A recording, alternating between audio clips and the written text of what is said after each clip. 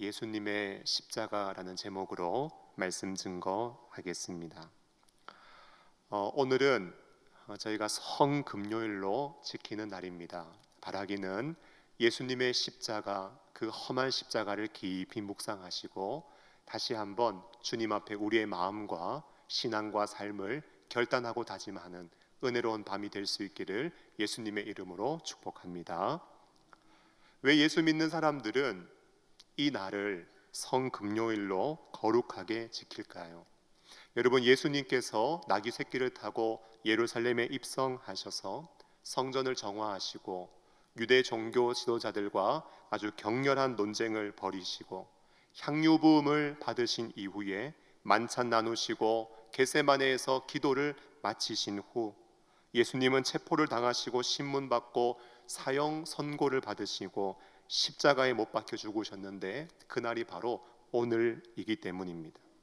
여러분, 우리는 늘 예수님의 십자가를 생각하지만 십자가를 지시기 전에 예수님께서 아주 잔인한 고문을 당하셨다는 사실도 잊지 않고 기억해야 합니다.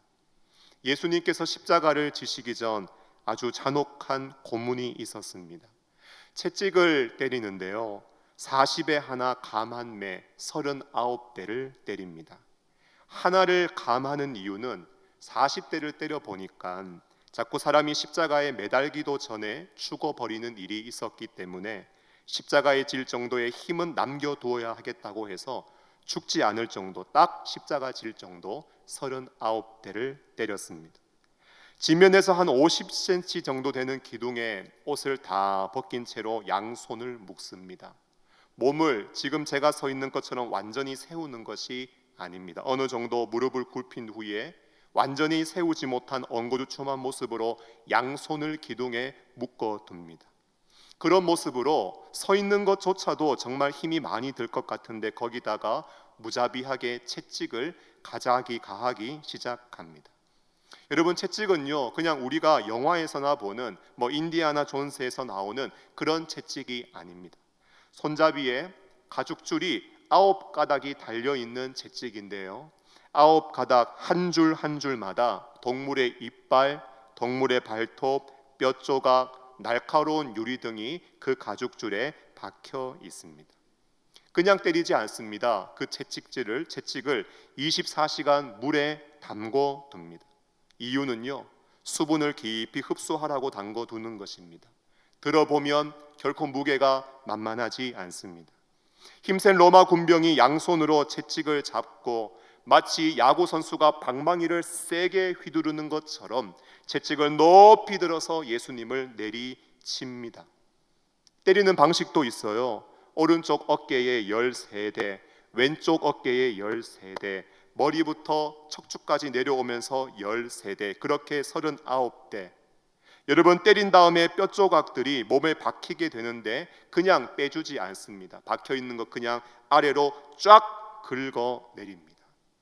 그렇게 39대를 맞고 나면은 역사학자들이 추정하기로 이미 예수님의 척추는 노출되어져 있고 내장은 흘러나오기 일보 직전이고 예수님은 거의 반시체가 되어서 십자가를 지고 골고다 언덕으로 올라갔을 것으로 학자들은 추정합니다. 여러분, 예수님은 우리에게 이런 말씀하셨지요. 아무든지 나를 따라오려거든 자기 부인하고 자기 십자가를 지고 나를 따라오라고 말씀하셨는데, 여러분, 실제로 예수님은요, 십자가를 지시지도 못했습니다. 구레네 사람 시몬이 십자가를 대신 졌어요. 그 이유는 채찍질을 맞으면서 양쪽 어깨에 있는 근육이 다 떨어져 나가버려서 어깨에 있는 승모근이 없습니다. 지금 세로 십자가는 골고다 언덕에서 예수님을 기다리고 있고 가로 십자가를 지고 골고다 언덕으로 올라가야 하는데 예수님 어깨에다가 가로 십자가를 올려놓으면 떨어지고 올려놓으면 떨어지고 근육이 없으니 십자가를 질 정도의 만신창이가 되어버렸기 때문에 구레네 사람 시몬이 예수님의 십자가를 대신 지고 올라간 것입니다. 골고다 언덕에 와서 예수님을 십자가에 눕게 하고 손에 몫을 박습니다. 그냥 작은 몫이 아니라 8에서 12cm 정도 되는 아주 굵은 못입니다. 만일 손바닥에 박으면 십자가를 일으켰을 때 찢어질 수 있기 때문에 손목에 박습니다. 그러면 원하지 않아도 손은요 이렇게 바들바들 떨게 반응하게 되어져 있고, 몸은 십자가의 못이 박힌 이쪽으로 몸을 움츠려들게 되어져 있습니다. 그러면 힘센 병정들이 힘을 주어 몸을 반대편으로 또 쫙 펴서 다른 한쪽에 손목에다가 못을 박습니다. 그렇게 양손과 양발목 두 발에 못을 박은 이후에 줄에 매달아 십자가를 탁 세워 놓으면은 체중 때문에 이렇게 서 있는 것이 아니라 몸은 이렇게 아래로 쏠리게 되어집니다. 조금만 지나면 심장이 압박되어서 편하게 숨을 쉴 수가 없습니다. 그래서 십자가에 달린 사람의 죽음의 원인은요 과다출혈이 아니라 호흡곤란, 심장마비입니다. 숨을 한번 쉬어 보려고 해요. 그러기 위해서 손목과 발목에 극심한 통증이 있음에도 불구하고 숨 한번 쉬어 보겠다고 있는 힘을 다해서 몸을 들어 올립니다. 하지만 금방 다시 몸은 처지게 되어져 있습니다. 이런 일을 수십 번 반복하며 메말라 죽어가는 것이 바로 십자가의 죽음입니다. 그래도 가끔씩 십자가에서 안 죽는 사람이 있어요. 그런 사람이 있기 때문에 로마 군병들이 와서 십자가에 달려있는 사람의 다리를 부러뜨려 버립니다. 왜냐하면 다리를 부러뜨려 버리면 올라올 수 있는 힘이 없기 때문에 결국 숨쉬지 못하고 질식해서 죽게 하려고 힘주지 못하도록 다리를 부러뜨리는 것입니다. 그런데 병정들이 와보니까 예수님은 이미 죽어 계셨습니다. 창을 찌르는데요 그냥 옆으로 수평으로 찌르는 게 아닙니다. 밑에서 위를 향하여 대각선으로 창을 찔러버립니다. 그 의미는요 심장을 관통시킨다는 거예요. 예수님의 몸을 창으로 찌르는 순간 물과 피가 동시에 흘러나왔습니다. 의학하시는 분들은 아실 거예요. 저는 전문가가 아니라서 잘 모르겠습니다. 물하고 피하고 동시에 흘러나오는 것은 딱 한 가지 원인이라고 해요. 말할 수 없는 통증, 스트레스, 고통 때문에 육신의 심장이 견디지 못하고 폭발을 해버린 것입니다. 여러분, 이게 우리가 믿고 사랑하는 예수님의 십자가 죽음입니다. 오늘날 많은 세상 사람들 또 예수 믿는 사람들 가운데 십자가는 기독교의 상징물이 되어져 있고 액세서리가 되어져 있고 점점 예쁘고 사랑스럽고 흠모할 만하게 디자인되어서 나오지만, 정말 예수 믿는 사람이라면 십자가는 죄수를 처형하는 잔인한 죄수 처형의 형틀이요, 그 십자가가 얼마나 험한 십자가인지 진짜 예수 믿는 사람들은 이것을 결코 잊어버리지 않아야 합니다. 사랑하는 성도 여러분, 오늘 마가복음을 보니까요 예수님께서 십자가 위에서 이런 말씀을 하십니다. 34절 말씀에 제구시에 예수께서 크게 소리 지르시되 엘리 엘리 라마 사박다니 하시니 이를 번역하면 나의 하나님 나의 하나님 어찌하여 나를 버리셨나이까 하는 뜻이라 말씀합니다.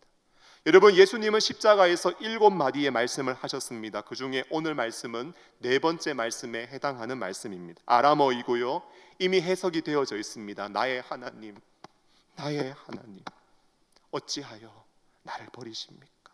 이 뜻입니다. 여러분, 예수님은 하나님이시지만 인간같이 되셨습니다. 죄가 없는 분이시지만 우리 대신 죄를 짊어지기 위하여 죄인과 같은 모습으로 오셨습니다. 결국 죄의 삭은 사망의 결과를 가지고 오지요. 그러므로 거룩하신 하나님은 인간의 모든 죄를 짊어지신 예수님은, 유월절 어린 양이 되신 예수님은 사망의 고통, 죽음의 고통, 여러분 하나님과의 단절의 고통을 겪을 수밖에 없도록 주님은 내버려 두실 수밖에 없었던 것입니다. 여러분, 죄는요 정말 이렇게 무섭고 비참하고 참혹한 것입니다. 얼마 전에 아동 성범죄자가 출소해서 안산으로 간 일이 있었는데 그 일이 큰 화제가 되었습니다. 범죄자가 자기가 살고 있는 지역에 오는데요 반기는 사람 한 사람도 없습니다. 여러분, 주민들이 난리입니다. 사람들이 그를 보고 경멸하면서 저주를 퍼부었습니다. 얼마 전에 그 사람이 전자발찌를 차고 마트에 가서 술을 한 박스 샀대요. 그 소식을 듣고 사람들이 또다시 분노하기 시작했는데 알고 보니 인상착의가 비슷한 전혀 상관없는 사람으로 밝혀졌다고 합니다. 여러분, 죄라는 게 이런 거예요. 개인의 인생이 파괴됩니다. 상대방의 인생도 파괴되고요, 세상 사람들과의 모든 관계를 깨뜨립니다. 사람들로부터 혐오와 저주와 분노를 받게 됩니다. 그런데 오늘 예수님이 이러한 온 인류의 추악하고 더러운 그 모든 죄를 몸에 다 짊어지시고 예수님은 십자가에 죽으신 것입니다.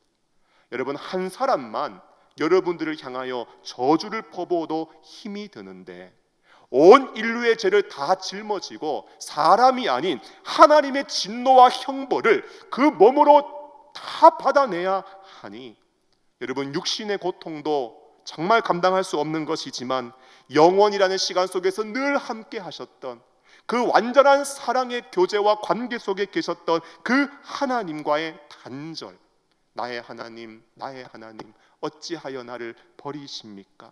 이러한 영적인 고통, 여러분, 이것은 예수님에게 육체적인 고통보다 더 말할 수 없는 큰 고통과 아픔과 슬픔이었던 것입니다. 사랑하는 여러분, 오늘 예수님은요, 육체적인 고통, 정서적인 고통, 영적인 고통, 이 모든 것을 다 짊어지고 십자가에서 죽으셨습니다. 오늘 이 밤에 제가 여러분들하고 상고하고 싶은 것은 이거예요. 그렇게 십자가에 죽으신 예수님이 정말 우리의 인생 가운데 어떠한 결과를 만들어내었는가 하는 것입니다. 첫 번째로 예수님은요, 휘장을 찢어버리셨습니다. 여러분, 37절과 38절 보니까 예수께서 큰 소리를 지르시고 숨지셨어요. 이에 성소 휘장이 위에서부터 아래까지 찢어져서 둘이 되었다고 말씀합니다. 여러분, 성소와 지성소를 구별하는 휘장이 찢어진 것, 그것도 위에서부터 아래가 아니라 사람이라면 아래서부터 위로 찢겠지요. 그러나 위에서부터 아래로 찢어진 것은 결코 보통 일이 아닙니다. 성소에 아무나 못 들어가요. 더군다나 지성소는요, 더더욱 못 들어가요. 죄가 있는 사람 함부로 들어갔다가 거기서 죽어 나옵니다.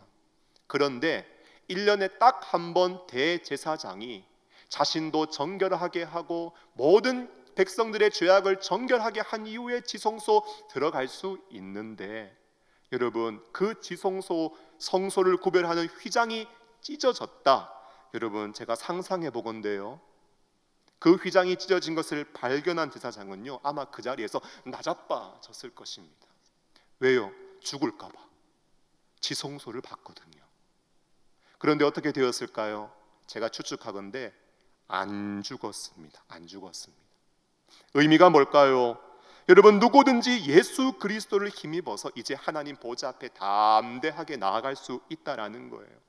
1년에 한 차례 나가는 것이 아니라 이제는 언제든지 어디서든지 주의 이름 부르며 하나님의 영광스러운 보좌 앞으로 우리가 담대하게 아버지 품에 안길 수 있다라는 거예요.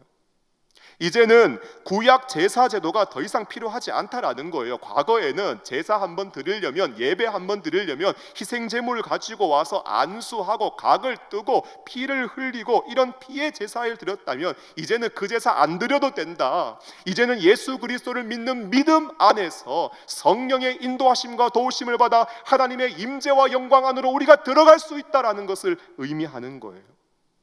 그리고 마지막으로 진짜 성전은 사람이 손으로 지은 건물 성전이 진짜 성전이 아니라 우리가 믿음을 통하여 성령을 받아 그 성령이 내주하게 된 하나님의 영이 거하는 하나님께 지음받은 사람이 바로 성전이다. 우리가 바로 성전이라는 것을 알려주기 위한 것입니다. 여러분, 제가 신방을 한번 가보잖아요. 그러면 편하게 갈 수 있는 곳이 있어요. 그런데 참 만나기 위해서 절차가 까다롭고 복잡한 데가 있어요. 보니까 요즘 새로 생긴 아파트들은 여간 어려운 게 아니에요. 경비실 지나가야 하고요, 뭐 출입증도 받아야 되고요, 경비실에서 집으로 인터폰해서 확인도 해야 되고요, 아래층 들어갈 때 또 한 번 인터폰 해가지고 문을 열어줘야 들어갈 수 있어요. 쉽지 않아요. 여러분, 대통령이 거하는 청와대는 더더욱 그렇겠지요. 혹시 거기에 자유자재로 막 드나드시는 분이 계세요? 여러분, 청와대에서 일하시는 분이나 관계자가 아니면은 관계자분이면 자유롭겠지만 저희 같은 보통 사람들은요, 거기에는 한 분도 못 들어가요. 만나고 싶어도요, 만나 주지를 않아요. 그런데 예수님의 십자가는요, 성소의 휘장을 둘로 찢어 버리셨어요. 천지와 만물을 창조하신 하나님, 만왕의 왕이 되시고 만유의 주가 되시는 전능하신 여호와 하나님을 우리가 언제든지 만날 수 있도록 주님은 역사해 주셨어요. 그러므로 이제는요, 우리가 함께 모여서 주의 이름을 부르잖아요. 그러면 만왕의 왕보다, 대통령보다, 세상의 그 어떤 권세자보다 더 위대하고 영광스러운 하나님이 우리의 예배 가운데 함께 하시고, 우리의 기도 시간에 함께 하시고, 우리의 모든 기도를 들으시며 우리 가운데 놀랍게 역사해 주는 것입니다. 믿으십니까? 여러분, 이게 예수 믿는 사람들이 가져야 될 영광스러운 은혜인 거예요. 이런 영적 자부심 없이 어떻게 신앙생활 할 수 있겠어요? 여러분, 이사야 53장 5절 말씀을 보면은요, 그가 찔림은 우리의 허물 때문이요, 그가 상함은 우리의 죄악 때문이라. 그가 징계를 받음으로 우리는 평화를 누리고 그가 채찍에 맞음으로 우리가 나음을 입었대요. 여러분, 허물 많았고 죄악 가득했는데 주님이 대신 찔리고 상하고 징계 받으심으로 우리가 평화를 누리고, 영적인 질병에서, 육체적인 고통에서, 나를 짓누르고 있는 모든 삶의 무게에서 여러분 나음과 회복과 자유와 해방을 얻게 되었다고 여러분 성경은 우리에게 말씀하고 있습니다. 여러분, 이 복을 예수 믿는 사람들이 누리는 거예요. 누리는 거예요. 그러니까 인상을 좀 펴야 되겠어요? 인상 쓰고 다녀야 되겠어요? 예수 믿는 사람들은요, 얼굴 좀 펴고 다녀야 돼요. 힘든 일 있어도 웬만하면 얼굴 펴고 좀 다니세요. 아직도 두 분이 안 펴신 것 같은데 다 얼굴 펴고 다니시기를 예수님의 이름으로 축복합니다. 여러분, 죄의 무게가 있고 인생의 어려움이 있잖아요. 언제든지 주님 부르면 주님 오셔서 우리의 기도에 귀 기울이시고 응답해 주시고 우리가 나음과 회복을 입도록 역사해 주신다는 거예요. 저는 오늘 이 밤도 그런 회복과 은혜의 밤이 될 수 있기를 예수님의 이름으로 축원합니다. 두 번째로요, 신앙 고백을 가지게 하셨습니다. 39절 말씀을 보니까요, 예수를 향하여 섰던 백부장이 그렇게 숨지심을 보고 이르되 이 사람은 진실로 하나님의 아들이었도다 고백을 합니다. 여러분, 사실 십자가에 죽으신 예수님을 믿는다는 것은요, 보통 일이 아니에요. 결코 쉬운 일이 아니에요. 이게 진짜 어려운 일이에요. 왜냐하면 여러분, 유대인들 입장에서는요, 이게 거리끼는 일이에요. 신명기 21장 23절 말씀을 보니까요, 시체는 나무 위에 밤새도록 두지 말고 그날 장사해서 하나님 여호와께서 기업으로 주시는 땅을 더럽히지 말라. 나무에 달리는 자는 전부 다 하나님께 저주받았다고 율법이, 하나님이 계시로 주신 그 말씀이 가르쳐주고 있어요. 그러므로 이 율법 아는 유대인들은요, 나무에 달린 자는 하나님께 저주받은 사람이다, 여러분 이 믿음을 가지고 있다고요. 그런데 나무에 달리신, 하나님께 저주받아서 죽임당하신 예수님이 우리의 구원자라고요, 그리스도라고요, 성경에서 예언된 메시아라고요. 여러분, 유대인들에게는요, 이게 믿는 게 쉬운 일이 아니라니까요. 믿음 가지는 게 결코 쉬운 일이 아니에요. 이방인들에게는 어떻습니까? 고린도전서 1장 23절에 우리는 십자가에 못 박힌 그리스도를 전하는데 유대인에게는 거리끼는 것이요, 이방인에게는 어떤 거래요? 미련한 거래요. 여러분, 십자가에 달렸다는 것은요, 아주 극악무도한 죄를 범한 사람, 그리고 정치적으로 로마에 반역한 사람들, 그런 사람 십자가에 못 박습니다. 여러분, 십자가에 못 박혔다는 것은요, 로마를 뒤집지 못한 승리자가 아니라 패배자라는 거예요. 그런데 그런 패배자가 우리를 구원할 그리스도이다, 우리를 구원할 메시아이다, 여러분 이거 믿고 사는 사람들, 여러분 이방인들이 보기에는요 진짜 미련 곰탱이들이라니까요. 예수님 믿는 게 그렇게 쉽지 않아요. 그런데 오늘 예수님의 십자가의 죽음의 현장에 어떤 사람들이 일어나느냐? 믿는 사람들이 일어납니다.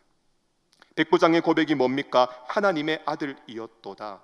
여러분, 이 고백은요 그냥 예수님을 향하여서 단순히 인간 세상 가운데 참 위대한 영웅 같은 존재다 이렇게 생각하는 게 아니에요. 정말 주님을 향하여서 믿음의 고백을 고백하고 있는 것입니다. 예수님 십자가에 달려 죽으실 때에 놀라운 자연적인 기적 현상이 하나 일어납니다. 33절 보니까요, 제6시가 되었을 때 온 땅에 어두움이 임하고 제9시까지 계속되었다고 말씀하고 있습니다. 한 3시간 동안요 깜깜한 칠흑 같은 어둠이 이 땅에 임한 거예요. 여러분도 한번 그 입장이 되어보세요. 갑자기 마른 하늘에 날벼락 치듯이 갑자기 세상이 어두워지고 먹구름이 임하고 캄캄해진다면 얼마나 이게 깜짝 놀라고 두렵겠어요. 어떤 사람들은 일식이라고 이야기하는 사람도 있는데, 여러분 어찌됐건 간에 초자연적인 자연현상 역사가 일어나게 된 것입니다. 여러분, 백부장이 그것을 보았어요. 그리고 로마의 백부장으로서 십자가 처형 과정에서 보니까 예수님이요 죄 없는 분이 분명하거든요. 진짜 순결한 어린 양 같은 분이거든요. 그런데 예수님의 그 죽음이 결코 평범하지 않는 그 죽음의 과정 속에 진짜 예수님이 인내하면서 걸어가시는 것을 백부장이 보았습니다. 여러분, 그거 보면서요 백부장이 예수님을 향하여 마음의 문이 활짝 열린 거예요. 그리고 초자연적인 자연의 이사를 바라보면서 예수님을 하나님의 아들로 믿고 고백하고 있는 것입니다. 여러분, 전승에 따르면은요 이 백부장은요 이때부터 주를 믿는 신앙 가지게 되었고요, 복음을 전하다가 갑바도기아에서 순교를 했다고 전해지고 있습니다.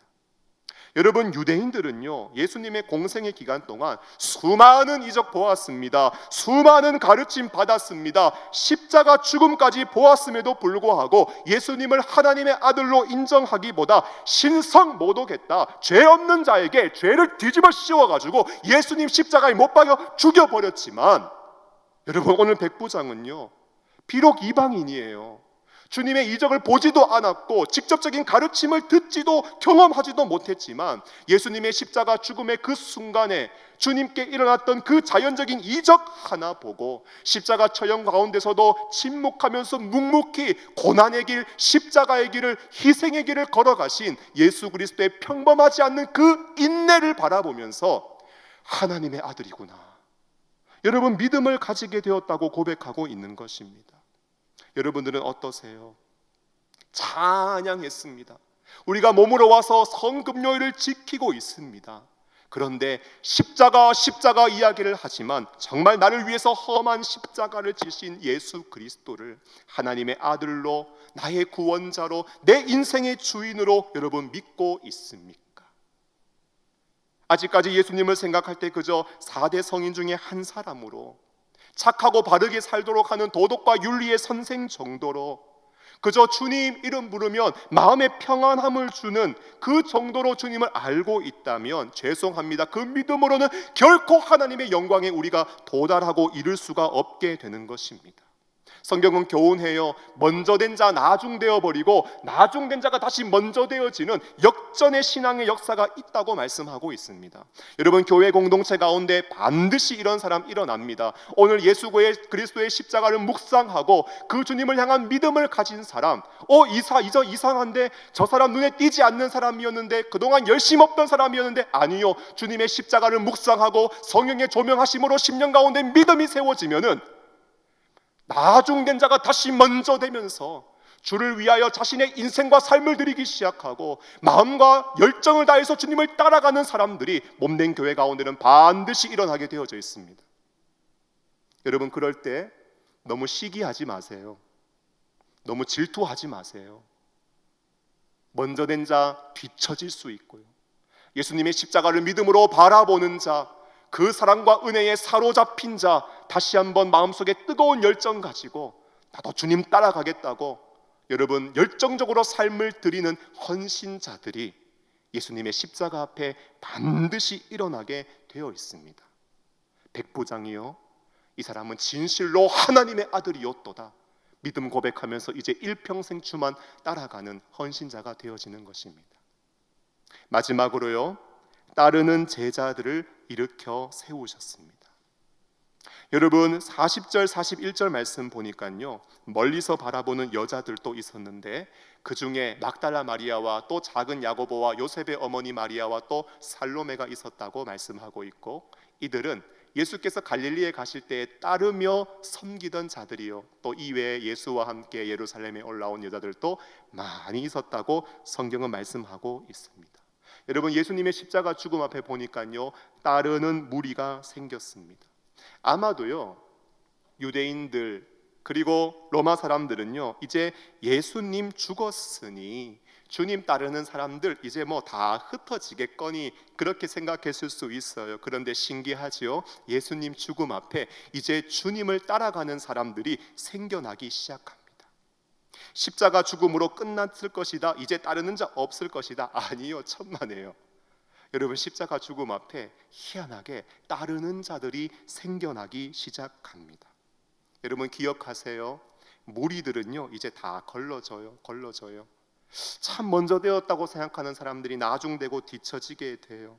그저 호기심에, 인간적인 세속적인 욕망과 정욕과 헛된 자랑에 사로잡혀서 주님의 십자가, 험한 십자가 그 의미도 제대로 알지 못한 채 따라가던 사람들, 주님의 십자가 앞에 다 도망쳐버리고 다 흩어져 버리고 다 떠나가 버립니다. 여러분, 결국 거품 다 빠져요. 뭐만 남는 줄 알아요? 진국만 남아요. 진국만. 알맹이만 남고 엑기스만 남고, 진짜 목숨 걸고 십자가 지고 나도 주님 따라가겠습니다, 이런 사람들만 남게 된다라는 거예요. 여러분, 그게 교회입니다. 사랑하는 성도 여러분, 복음서의 구조가 그래요. 예수님이 이 땅에 오셨잖아요. 기독론이 있어요. 제자들을 부르시지요. 제자론이 있어요. 나중에 그들이 성령 받습니다. 교회론이 생겨요. 그들이요, 목숨 걸고 예수 전합니다. 선교론이 있어요. 언제까지 전하는가? 주님 다시 오시는 그날까지 종말론이 있어요. 여러분, 이게 성경의 거시적인 안목입니다. 하나님 살아계시고 주님이 역사하실 때 이 예수 그리스도 앞에 반드시 제자들이 일어나게 되어져 있고, 그 제자들로 말미암아 강력한 교회가 세워지게 되어져 있고, 그들이 성령 충만 받아서 땅 끝까지 이르러 복음 전파하게 되어져 있고, 나중에 주님 다시 오실 때 영광스럽게 주님을 맞이하게 되는 일이 교회 가운데 반드시 있게 된다라는 것입니다. 여러분, 그런 일을 정말 뛰는 가슴으로, 흥분된 가슴으로 사모하며 살아가는 것, 이 사람들이 예수 믿는 사람들이에요. 그런 성도 되시기를 예수님의 이름으로 축복합니다. 그런데 진짜 놀라운 것이요, 따르는 자들 가운데 여인들이 많아요. 여인들이. 여러분, 요즘이야 절대 여자들 무시하면 안 돼요. 큰일 나요. 하지만 당시로 가보면은요, 죄송합니다, 여자분들은요 사람 취급, 사람이지만 사람 취급 못 받는 존재였어요. 법정에서요 여자가 서서 증언하잖아요. 아무도 안 믿어요. 아무도 안 믿어요. 그 정도로 여자분들은요 그 당시에 사람 취급받지 못했어요. 그런데 오늘 특별히 막달라 마리아를 보면은요, 이 막달라 마리아, 무슨 막달라가 성이고 마리아가 이름, 이거 아닙니다. 막달라는요 지명이에요. 막달라인 마리아라는 의미예요. 갈릴리 해변 서쪽의 자그마한 마을인데, 여러분, 이 사람이 뭐 결혼했는지 혼자 사는지 뭐 갈라졌는지 아무런 정보 제공하지 않는데, 성경은요 이 여인을 향하여서 과거에 7 귀신 걸렸던 사람이다라고 이야기를 해요.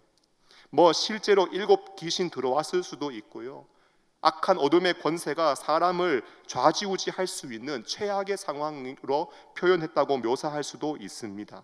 여러분, 그런데 이 여인이 주님으로 말미암아 해방과 자유를 얻습니다. 그런데 거기서 끝나지 않아요. 안타깝게도 하나님께 은혜 받았다, 구원받았다, 이것으로 그냥 입 싹 닫고 끝내는 사람 참 많거든요. 그런데 이 여인은요 자기의 소유로 주님을 섬기던 사람이었고요, 십자가 죽음 앞에서도 사랑과 애정과 마음을 가지고, 진실한 마음과 사랑으로 향품을 가지고 주님 장례 내가 치러 드려야지, 받은 은혜를 가지고 주님 앞에 드리고 헌신하며 나아갔던 그런 믿음의 여인이었습니다.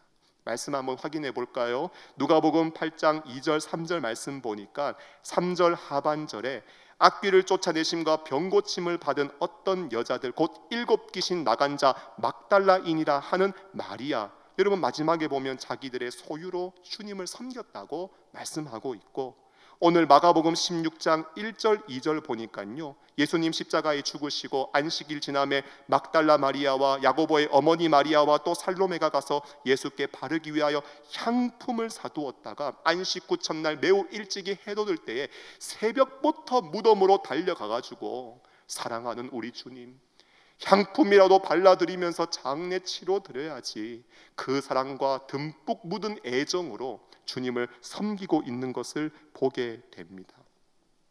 질문할게요. 여자들은 이렇게 하고 있는데 남자들은 다 어디 갔어요? 남자들은 진짜 남자들을 이거 완전 기죽게 만들고 부끄럽게 만드는 그런 말씀이에요. 여러분 남자들은요 뿔뿔이 그냥 다 도망가 버렸어요. 남자들은요 그냥 다 흩어져 버렸어요. 사람들이 떠나가는 것 보면서 예수님이 이렇게 한번 질문하셨거든요. 너희도 가려느냐? 베드로가요 영생의 말씀이 여기 계신데 우리가 어디를 갑니까? 천만에요. 그냥 다 뿔뿔이 흩어져 버렸어요. 그냥 십자가 앞에서. 남자들이요 정신 차려야 돼요. 다시 마음과 믿음을 새롭게 해야 돼요. 주님 앞에 뜨거운 헌신을 다시 한번 결단하고 다짐해야 되는 거예요. 여러분 십자가에서 주님 얼마나 고독하셨어요. 얼마나 외로우셨어요. 그런데 보니까 여인들이 함께 하고 있고 그 주님을 위로하고 있고, 주님이 시신에 안치된 곳까지 가서 주님을 장사 지내려고 했는데 그 사랑, 그 애정으로 주님 앞에 나아갔다가, 여러분 이 여인들은요 부활하신 주님을 가장 먼저 만나는 그 놀라운 영광을 이 여인들이 누리게 됩니다. 한번 확인해 볼까요? 마가복음 16장 6절 보니까요, 청년이 이르되 놀라지 말라, 너희가 십자가에 못 박히신 나사렛 예수를 찾는구나. 그가 살아나셨고 여기 계시지 아니하리라. 보라, 그를 두었던 곳이니라. 주님의 다시 사심의 소식을 가장 먼저 듣게 되었고요. 요한복음 20장 15절로 16절 보니까 우리 같이 한번 읽어볼까요? 시작. 예수께서 이르시되 여자여 어찌하여 울며 누구를 찾느냐 하시니 마리아는, 막달라 마리아는 그가 동산지기인 줄 알고 이르되 주여 당신이 옮겼거든 어디 두었는지 내게 이르소서, 그리하면 내가 가져가리이다. 예수께서 마리아야 하시거늘 마리아가 돌이켜 히브리 말로 라보니 하니, 여러분 앞에 있는 사람이 부활하신 주님인데 동산지기인 줄 알았거든요. 시신 어디 있는지 좀 가르쳐 주세요. 나 가져가고 싶어요. 그런데 부활하신 주님으로부터 어떤 음성 듣는지 아세요? 마리아야, 마리아야, 마리아야. 여러분 죽음 이기시고 다시 사신 주님이요 진구가 하면 얼마나 가슴이 벅차겠어요. 한번 입장 바꿔 생각해 보세요. 여러분들의 이름을 부활하신 주님이 내 이름을 정확하게 호명하면서 내 이름을 불러주신다고 한번 생각해 보세요. 얼마나 감격스럽겠어요. 별로 큰 감동이 없으신 것 같은데 얼마나 감격스럽겠어요. 그런데 그렇게 주님 사랑하는 그 여인이 부활하신 주님으로부터 자신의 이름을 불러주시는 주님을 만나게 된다니까요. 축복합니다. 오늘 이 밤 우리가 주님을 찬양하며 기도할 때 내 이름 부르시며 달려와서 내 기도에 응답해 주시고 나를 만져주시고 새롭게 하시는 놀라운 하나님의 은혜를 맛보고 경험하는 은혜가 있는 이 밤 될 수 있기를 예수님의 이름으로 축원합니다. 오늘 우리는 예수님의 십자가 죽음을 묵상했습니다. 여러분 휘장을 찢으셨어요. 오늘 주의 이름 부르며 달려나가면 됩니다. 여러분 예수님은요 정말 신앙 고백을 일으키셨고 그리고 주님을 따르는 무리들을 세우셨습니다.